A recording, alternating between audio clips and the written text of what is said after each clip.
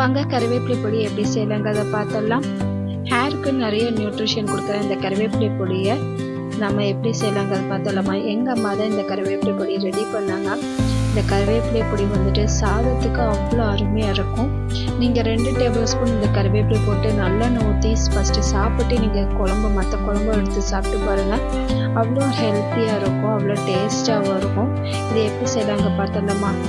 2 கொத்தளவுக்கு கறிவேப்பிலை எடுத்துக்கோங்க. 2 கை பிடிச்சிங்கன்னா 2 கொத்தளவுக்கு இருக்கும். நிழலில் காய வச்சு எடுத்து வச்சுக்கோங்க.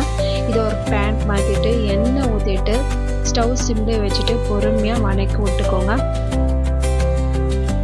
இதை அப்படியே ஒரு பிளேட்டுக்கு மாற்றிக்கலாம். கறிவேப்பிலை பார்த்தீங்கன்னா ரொம்பவே கரைஞ்சிடக்கூடாது, இந்த கலரும் மாறிடக்கூடாது. கரெக்டாக நீங்கள் வணக்கி ஒரு பிளேட்டுக்கு மாற்றி வச்சுக்கோங்க.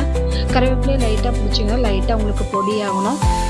அதே பேனில் எண்ணெய் ஊற்றிக்கோங்க. பூண்டு பல் ஒரு பெரிய பல் பூண்டு ஒரு 8 பல் பூண்டை ஆட் பண்ணி அது கோல்டன் ப்ரௌனாக வணக்கி அது ஒரு பிளேட்டுக்கு மாற்றி வச்சுக்கோங்க. அடுத்தது அதே பேனில் வந்துட்டு வெல்லம் கருப்பு ஆட் பண்ணிக்கோங்க. அது நல்லா வாசனை ஓரளவுக்கு நல்லா வணக்கி விட்டுக்கோங்க.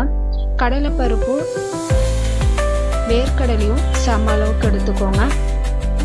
இந்த 2 பொருளே பார்த்தீங்கன்னா நல்லா வாசனை ஓரளவுக்கு நல்லா வணக்கி விட்டுக்கோங்க.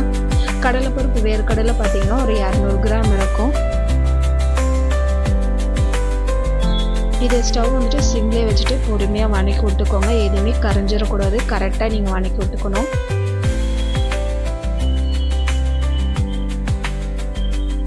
கடலைப்பருப்பு போட்டுக்கணும். நல்ல ஒரு ப்ரோட்டீன்ஸ் நம்மளுக்கு குழந்தைங்களுக்கு நல்லாவே கிடைக்குங்க. கறிவேப்பிலை பொடியிலே பார்த்தீங்கன்னா குழந்தைங்களுக்கு நல்ல ஒரு குட்டி இட்லி நீங்கள் செஞ்சு கொடுக்குறீங்கன்னா அந்த கறிவேப்பிலை பொடி மேலே தூவிட்டு குழந்தைங்களுக்கு கொடுக்கலாம், அவ்வளோ அருமையாக இருக்கும். அதே பேனில் பார்த்தீங்கன்னா 2 டேபிள் ஸ்பூன் சீரகம் ஆட் பண்ணிக்கோங்க. குண்டு மிளகா ஒரு 12 நீல மிளகா ஒரு 8 போட்டுக்கோங்க. காஷ்மீர் மிளகா ஒரு 5 போட்டுட்டு நல்லா வணக்கி விட்டுக்கோங்க. இதை கூட பார்த்தீங்கன்னா 2 டேபிள் ஸ்பூன் வெள்ளை எல்லாம் ஆட் பண்ணிக்கோங்க. அதையும் போட்டு நல்லா வணக்கி விட்டுக்கோங்க. பெரிய நெல்லிக்காய் சைஸில் புளி ஆட் பண்ணிக்கோங்க. அதை நல்லா வணக்கிட்டு 2 டேபிள் ஸ்பூன் பெருங்காயத்தூள் போட்டுட்டு 2 செகண்ட் மட்டும் வணக்கிட்டு ஸ்டவ் ஆஃப் பண்ணி விட்டுக்கோங்க. அடுத்தது கல்லுப்பு அந்த சூட்லேயே போட்டு நல்லா வணக்கி விட்டுக்கோங்க. நான் இது ஸ்டவ் ஆஃப் பண்ணிட்டு தான் கல்லுப்பும் வெல்லமும் ஆட் பண்ணுறேன்.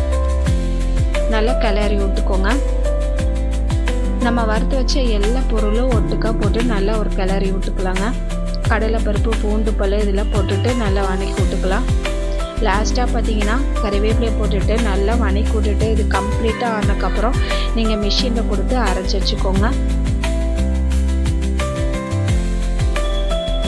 கறிவேப்பிலை பீட்டா கரோட்டீன்ஸ் இருக்குது. ஹேருக்கு நல்ல ஒரு ரூட்டில் போய் நல்ல உங்களுக்கு ஹேர் நல்லா இன்க்ரீஸ் ஆகிறதுக்கு ஹெல்ப் பண்ணும். விட்டமின்ஸ் இருக்கிற இந்த கறிவேப்பிலையை நீங்கள் செஞ்சு சாப்பிட்டு பாருங்கள், அருமையாக இருக்கும்.